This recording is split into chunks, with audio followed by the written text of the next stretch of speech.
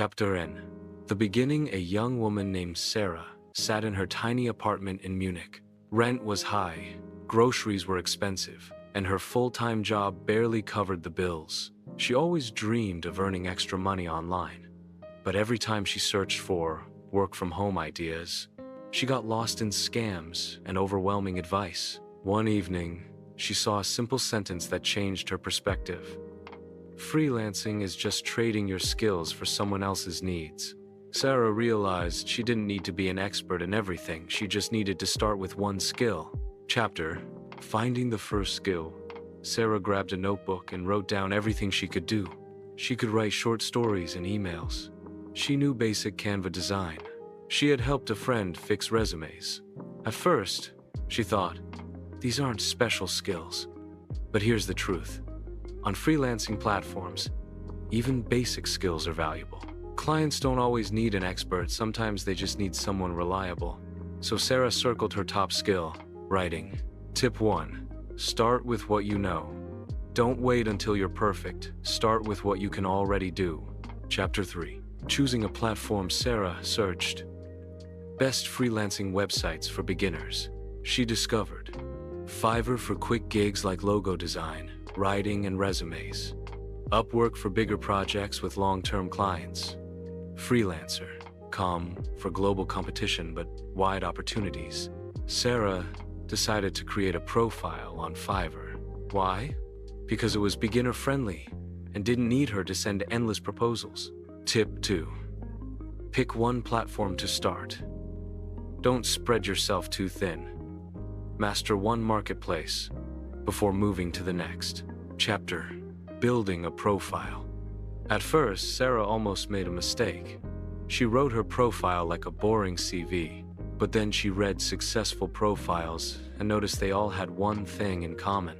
They spoke directly to the client. Instead of saying, I am Sarah, I studied English, I am hardworking, she rewrote it as, need someone to write engaging, error-free content? I can help. I create stories, blogs, and resumes that connect with readers and win attention. She also uploaded a friendly photo and a sample of her work. Tip 3. Your profile is your shop window. Speak about the client's needs, not only about yourself. Chapter 5. First gig. Pricing. Sarah thought, should I charge high to look professional? But as a beginner, she realized it's smarter to start small, build reviews, and then increase prices. She listed her first gig. I will write a 500-word blog post for 10. It wasn't much, but she knew it was a stepping stone. Tip 4. Price low at first to build trust. Once you get reviews, raise your rates step by step. Chapter: Getting the first client. Weeks passed. No orders. Sarah started to doubt herself. Then she remembered another tiny truth. Clients won't come to you unless you market yourself. She went on LinkedIn, shared her Fiverr link, and told her small network, hey, I'm offering writing services for businesses, resumes, and blogs. Happy to help. 2 days later, a small business owner from Berlin ordered her first gig. Tip 5. Promote your services outside the platform. Use LinkedIn, Instagram, or even your WhatsApp groups to spread the word. Chapter 7. Over-delivering. Sarah wrote the blog post, but she didn't just deliver the words. She also added a catchy title, a free Canva graphic, 3 SEO keywords for better ranking. The client was so impressed, he gave her 5 stars and ordered again. Tip 6. Always over-deliver. Small extras make clients remember you and recommend you to others. Chapter 8. Building momentum. Soon, Sarah had 5 clients, then 10.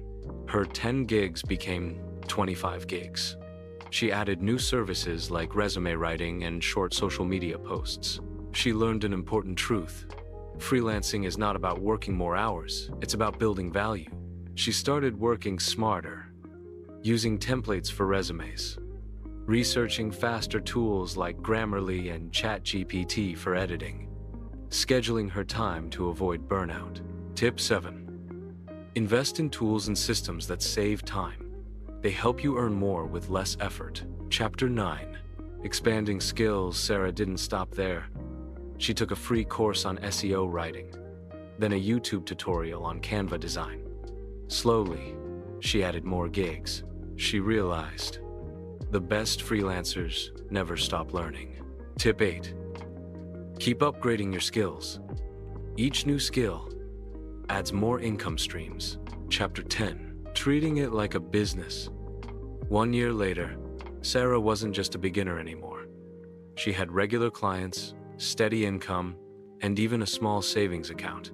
She stopped thinking of herself as just a freelancer.